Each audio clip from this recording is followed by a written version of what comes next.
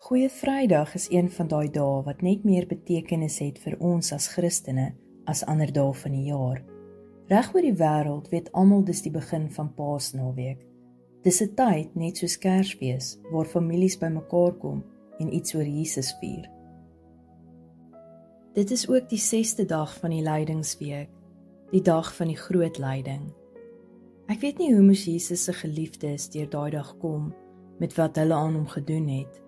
Hy was gemartel, geslaan, beledig, opgespoeg en op die einde gekruisig. Al weet ek, dit was geprofeteer, dit was die plan, dit was die prys wat betaal moes word vir die vryheid wat ek en jy geniet. Dit is nog steeds moeilik om aan dit te dink. Hoeveel erger moes dit vir moeder Maria gewees het om te staan en kyk wat met haar kosbare kind gebeur. Al het sy 33 jaar gehad om reg te maak vir daai oomblik. Haar hart het gebreek. Jesus het aan daai kruis gehang vir ons elkeen. Hy het die pyn gedra vir elkeen wat voor hom gekom het en vir die wat nog na hom sal kom. Hy het in bloed betaal vir my en jou vryheid.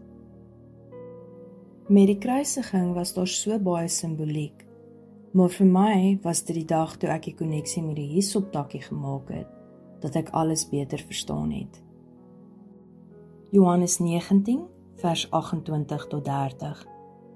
Hierna het Jesus, terwyl hy weet dat alles reeds afgehandel is, en sodat die skrif vervul kan word, gesê, ek is dors. 'n kruik vol suurwyn het daar gestaan.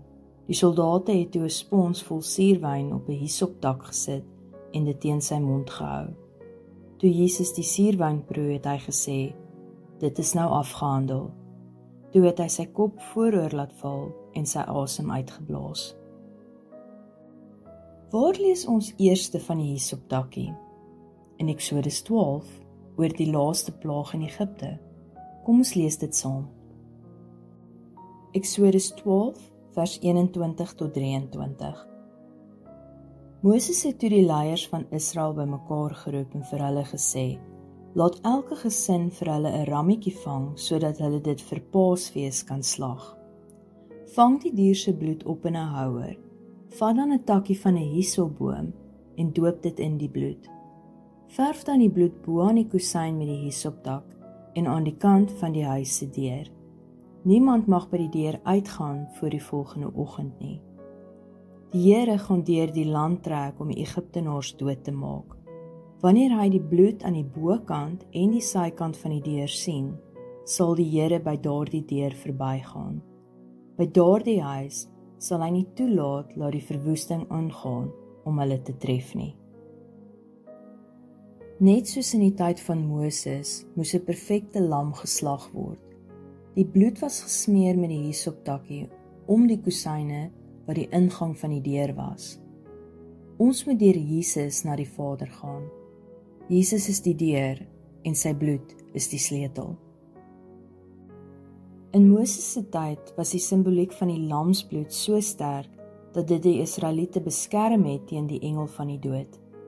Vandag dra Jesus se bloed soveel krag dat dit alle sonde kan bedek en jou beskerm teen God se toorn en woede. God het sy eersgeborene vir ons opgeoffer, die een sonder sonde en wat volmaak was in elke opsig. Die grootste opoffering wat enige persoon kan maak, is om jou lewe af te lê vir die wat jy liefhet.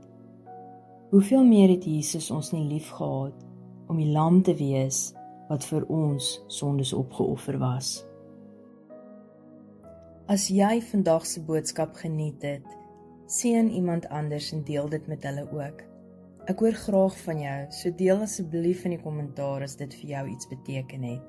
En onthou om Smags soos 'n Wildsbok te volg op YouTube en TikTok vir meer.